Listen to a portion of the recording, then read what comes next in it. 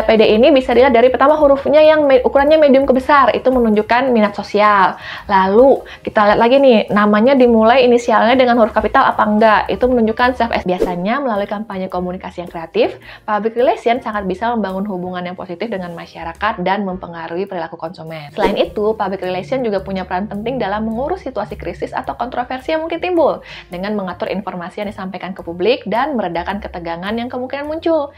Jadi mereka juga terlibat dalam mengurus acara dan kegiatan promosi.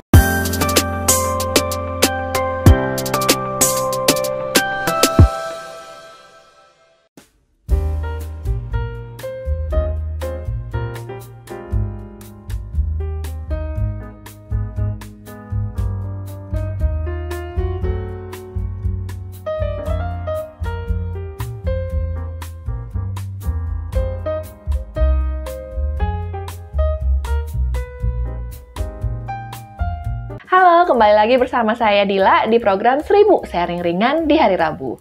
Nah, pada episode kali ini kita akan menganalisis sebuah tulisan tangan untuk salah satu posisi yang paling krusial di suatu perusahaan, atau banyak orang bilang itu adalah kuncinya perusahaan. Kira-kira udah ada yang bisa nebak belum posisi ini apa? Yes, bener, kalau jawaban Anda adalah public relation, benar sekali.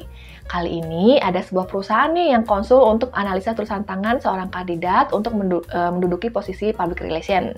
Tapi tahu nggak, sekarang ini public relation itu adalah suatu kewajiban nih bagi suatu perusahaan modern yang sering berkaitan dengan masyarakat luas. Karena biasanya untuk membantu meningkatkan kesadaran masyarakat tentang produk dan layanan perusahaan. Selain itu juga untuk mendapatkan dukungan masyarakat untuk tujuan perusahaan. Biasanya melalui kampanye komunikasi yang kreatif, public relation sangat bisa membangun hubungan yang positif dengan masyarakat dan mempengaruhi perilaku konsumen. Kalau ini sih penting banget ya buat perusahaan. Penasaran nggak sih sebenarnya apa sih yang dilakukan oleh public relation untuk mencapai keinginan suatu perusahaan? Nah, kita analisis apakah tulisan tangan yang ini cocok apa tidak untuk posisi public relation ini. Disimak ya sampai akhir. Nah, jadi seorang public relation biasanya mempunyai tanggung jawab yang beragam buat membantu citra dan reputasi perusahaan yang ingin direpresentasikan. Nah, salah satu tugas utamanya adalah untuk merancang dan menjalankan strategi komunikasi yang efektif untuk mempromosikan pesan-pesan perusahaan ke berbagai pihak, termasuk media, klien, dan masyarakat umum. Nah, mereka juga bertanggung jawab untuk menjaga hubungan yang baik dengan media, menulis rilis pers, dan juga mengatur wawancara dengan pers untuk mendapatkan liputan yang positif tentang perusahaan. Selain itu, public relation juga punya peran penting dalam mengurus situasi krisis atau kontroversi yang mungkin timbul, dengan mengatur informasi yang disampaikan ke publik dan meredakan ketegangan yang kemungkinan muncul. Jadi mereka juga terlibat dalam mengurus acara dan kegiatan promosi, serta memantau dan mengevaluasi citra perusahaan di media sosial dan platform lainnya.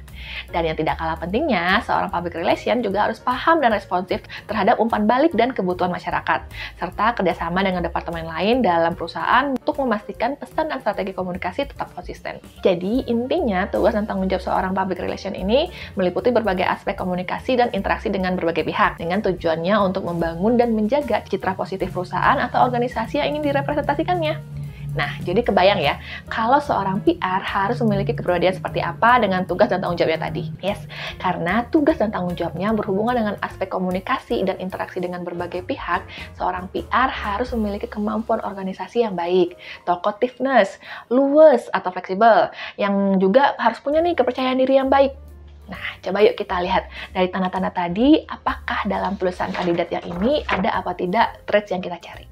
Nah, karakter pertama yang harus ada dalam diri seorang public relations adalah keterampilan organisasi atau perencanaan yang baik. Nah, untuk melihat traits ini dalam tulisan tangan seseorang, kita bisa melihat nih dari berbagai tanda. Ada kombinasinya nih. Misalnya yang pertama, dari margin tulisan yang rapi, baseline yang konsisten, jadi nggak bergelombang. Lalu spasi antar katanya juga baik, bentuk hurufnya juga reguler dan tidak banyak coretan. Nah, bayangin nih, kalau Anda melihat seorang yang tulisannya itu rapi banget dan konsisten, apa yang Anda pikirkan tentang dia? Pasti langsung kepikiran, wah kalau orang seperti ini tuh biasanya mungkin tipenya orangnya terorganisir ya, dan jago banget mungkin dalam merencanakan strategi atau mengatur rutinitas sehari-hari kerjaannya. Ya nggak? Orang seperti ini biasanya ahli dalam merapikan segala sesuatunya, mulai dari jadwal pribadi sampai proyek kerjaan. Bisa dibilang mereka itu adalah orang yang ahli dalam mengatur waktu, sehingga mereka bisa menyelesaikan tugas dengan cepat dan efisien. Nah, berkaitan dengan seorang PR, karena seorang PR harus mengkoordinasi dan memanage segala hal yang berkaitan dengan komunikasi perusahaan, Mulai dari misalnya merencanakan strategi komunikasi yang jitu, mengelola event-event perusahaan, sampai memastikan pesan apa yang ingin disampaikan itu supaya konsisten di semua platform. Nah, jadi dengan kemampuan organisasi yang mumpuni, seorang PR jadinya mungkin akan lebih efektif dalam menjalankan semua tugasnya itu karena terplanning dengan baik. Nah, kalau misalnya kita lihat dari tulisan tangan yang si kandidat ini, marginnya cukup rapi, baseline-nya juga oke, konsisten, nggak banyak gelombangnya, spasi antar kata juga masih oke, reguler, hurufnya juga bentuknya reguler, nggak banyak variasinya, dan nggak ada yang dirubah-rubah yang aneh-aneh lah kayak gitu. Nah, ini akan menjadi poin pertama nih dari kandidat ini, yaitu dia adalah tipe orang yang cukup terorganize, orang yang cukup bagus dalam perencanaannya. Gitu. Nah, karakter yang kedua yang kita cari dari seorang PR adalah gimana supaya di dalam dirinya ada kemampuan verbal facility atau kemampuan berbicara yang baik. Nah, cara untuk melihat traits ini dalam sebuah tulisan adalah dengan melihat dari huruf A dan O-nya. Kita cari nih huruf A dan O yang terbuka di atasnya, lalu juga ada tulisan yang luas dan komprehensif, jadi tulisannya mengalir. Nah, orang-orang yang memiliki kemampuan verbal seperti ini adalah orang yang mudah mengkomunikasikan ide-ide mereka dengan jernih dan efektif. Kita bayangin aja nih, mereka bisa menjadi seorang pembicara yang hebat, bisa memukau orang banyak hanya dari kata-kata. Nah, dengan kekuatan verbal seperti ini, bukan hanya soal bicara di depan umum, tapi juga mereka akan menjadi seorang master dalam interaksi sosial. Mereka itu bisa dibilang jagoan dalam membangun hubungan karena mampu menarik perhatian dan menyampaikan pesannya dengan cara yang menarik. Nah, seorang PR yang memiliki kemampuan komunikasi yang baik mungkin kan untuk membangun dan menjaga hubungan yang solid dengan berbagai pihak, mulai dari media, klien, sampai masyarakat. Nah, dengan komunikasi yang baik juga bisa menyampaikan informasi dengan cara yang mudah dicerna dan menarik, entah lewat tulisan ataupun presentasi atau mungkin berbicara langsung. Selain itu, ketika menghadapi situasi yang genting atau kontroversial, kemampuan komunikasi yang baik juga memungkinkan seorang PR untuk menangani situasi tersebut dengan cepat dan efektif ya, serta mengurangi imbas negatifnya terhadap citra perusahaan. Nah, sekarang yuk coba kita lihat dari sampel tulisan ini, si kandidat yang ini, kita bisa menemukan nggak ya tanda-tanda verbal facility-nya. Di sini kalau kita lihat huruf A dan O-nya yang terbuka di atasnya sebagai indikasi talkativeness, masih ada. Terus juga secara keseluruhan tulisan ini juga kelihatannya cepat dan mengalir. Nah, itu mengindikasikan orang yang cukup memiliki potensi sebagai verbal facility atau cara komunikasi yang baik. Gitu. Yang ketiga yang kita cari dari seorang PR itu adalah gimana apakah dia memiliki kemampuan diplomasi apa tidak. Nah, traits ini bisa dilihat dari sebuah tulisan tangan ketika hurufnya makin ke ujung itu makin mengecil. Nah, contohnya seperti ini. Nah, seorang dengan sifat diplomasi ini biasanya akan menunjukkan kesopanan dalam berinteraksi dengan orang lain. Selain itu, ia pun dapat menegur orang lain tanpa menimbulkan konflik dengan orang lain dengan menghindari kata-kata yang menyinggung. Keterampilannya dalam berkomunikasi, baik dalam tindakan maupun lisan, membuatnya peka terhadap perasaan orang lain, dan ia juga dapat memastikan bahwa suatu hubungan berjalan dengan lancar dan harmonis. Nah, seorang PR penting banget untuk memiliki kemampuan diplomasi ini karena pekerjaannya ya sering banyak melibatkan interaksi dengan banyak pihak ya. Memungkinkan dia sebagai seorang PR untuk menangani situasi yang kompleks atau konflik dengan bijaksana. Bisa juga memahami berbagai perspektif dan menemukan solusi yang tepat untuk semua pihak yang terlibat. Nah, sekarang yuk coba kita lihat lagi dalam tulisan kandidat yang ini, ada nggak tanda diplomasinya di sini? Nah, coba sekarang kita lihat ya si kandidat ini. Kalau tulisannya yang mengecil ke bawah tuh nggak terlalu banyak, ada sih satu dikit kayak gitu, tapi nggak terlalu signifikan gitu. Jadi kalau misalnya ada beberapa kata tepat gitu atau bernama, nah itu meskipun tidak dominan tapi udah nunjukin kalau dia memiliki sedikit potensi ke arah diplomatis gitu. Nah, selanjutnya yang akan kita cari lagi adalah tanda-tanda self-confidence atau kepercayaan diri. Nah, untuk melihat self-confidence ini atau PD ini, kita bisa lihat dari kombinasi beberapa tanda. Pertama, tanda PD ini bisa dilihat dari pertama hurufnya yang ukurannya medium ke besar, itu menunjukkan minat sosial. Lalu, kita lihat lagi nih, namanya dimulai inisialnya dengan huruf kapital apa enggak, itu menunjukkan self-esteem-nya dia. Yang ketiga, adalah tanda tangannya harus proporsional nih dengan tulisannya. Misalnya bentuk tanda tangannya seperti ini, berarti tulisannya juga harus mirip-mirip, nggak jauh beda gitu. Yang berikutnya juga tidak ada negatif stroke di dalam tanda tangannya, nggak ada tanda-tanda negatif lah dalam tanda tangan dan nama. Dan yang terakhir adalah medium, tibarnya itu medium ke tinggi. Jadi itu menunjukkan gimana dia mengachieve goals-nya, kayak gitu, targetan dia kemana. Kombinasi tanda-tanda dari orang yang pede. Nah, seorang yang memiliki bentuk tulisan seperti itu, yang ada tanda-tandanya yang ada tanda-tanda PD-nya ini biasanya memiliki kepercayaan diri dari sikap yakin dan percaya akan dirinya yang dalam menghadapi tantangan. Dengan keberanian dan sikap yang tegas, dia bisa menyelesaikan masalah dengan yakin atas kemampuan yang ada di dalam dirinya. Karena dia percaya sama dirinya sendiri, terutama kemampuannya dan keahliannya. Dia tidak gampang terpengaruh dengan pendapat orang lain. Kebayang nggak sih kalau misalnya seorang PR tapi malah tidak percaya diri dan gugup di hadapan klien? Kan nggak lucu ya?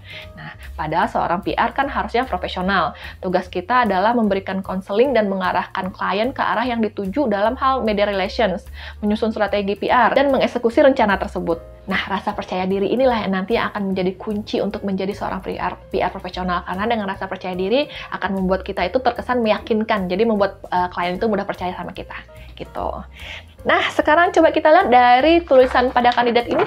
Sudah ada tanda PD-nya apa belum? Nah, kalau kita lihat secara garis besar, udah oke ya. Sudah punya potensi kepercayaan dirinya. Dilihat dari ukuran tulisannya yang mungkin masih kecil sih, tapi kecilnya masih medium ke besar.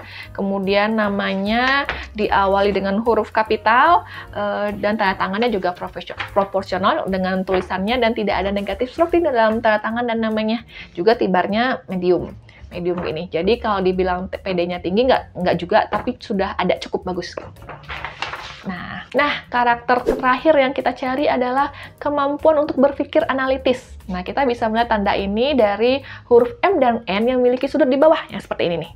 Nah, seorang yang memiliki kemampuan berpikir analitis itu biasanya adalah tipe orang yang bakal mencari tahu dulu sebab akibat dari sebuah informasi sebelum dia benar-benar percaya sama informasi itu. Ini karena dia merasa perlu untuk menganalisa segala sesuatu dan mencari alasan yang logis dan terbukti atas suatu kejadian. Seorang PR harus punya pemikiran analitis karena tugasnya melibatkan pemahaman yang mendalam tentang dinamika industri, tren pasar, dan apa yang diinginkan oleh target audiens. Dengan analisis yang teliti, seorang PR bisa mengidentifikasi peluang-peluang yang muncul, mengantisipasi resiko, dan merancang strategi komunikasi yang mumpuni. Dengan analisis yang mendalam juga memungkinkan PR untuk paham tentang preferensi dan kecenderungan masyarakat, lalu menyesuaikan pesan dan pendekatan komunikasi sesuai konteks yang relevan. Nah, kalau kita lihat ya, kandidat ini tipenya hampir analitis murni ya, banyak banget ini huruf M dan N yang menyudut di bawahnya, jadi kemampuan analisa dia bagus. Gitu. Nah, dari kelima traits yang tadi kita udah bicarakan, ada kemampuan organisasi, komunikasi yang baik, kepercayaan diri yang baik, kemampuan berpikir analitis. Nah, ini tuh banyak ditemukan pada kandidat ini. Nah, jadi kebayang ya, ketika kandidat ini menjadi seorang public relation, mungkin dia akan menjadi sangat efektif dan bisa nih memenuhi harapan perusahaan untuk memiliki citra yang baik. Nah, gimana? Seru kan menganalisa dan mengetahui kepribadian seseorang lewat tulisan tangannya? Seru ya, karena jadinya kita kebayang nih saat kita seleksi kandidat, kita jadinya lebih tahu nih kepribadian yang cocok dengan apa yang perekrut butuhkan.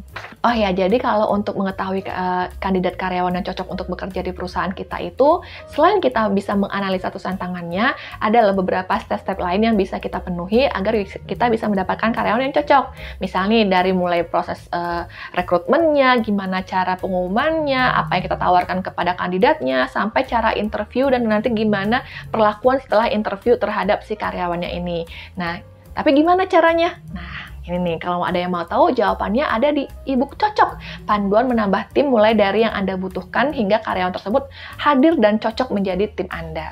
Nah, nanti kalau misalnya penasaran, bisa nih cek aja di grafologiindonesia.com/cocok. Saya yakin Anda akan menemukan jawabannya di buku ini. Oke, sampai di sini dulu video kita kali ini. Jangan lupa di like, komen, dan share videonya ke teman-teman dan relasi Anda supaya ilmunya bisa mengalir terus. Sampai jumpa minggu depan.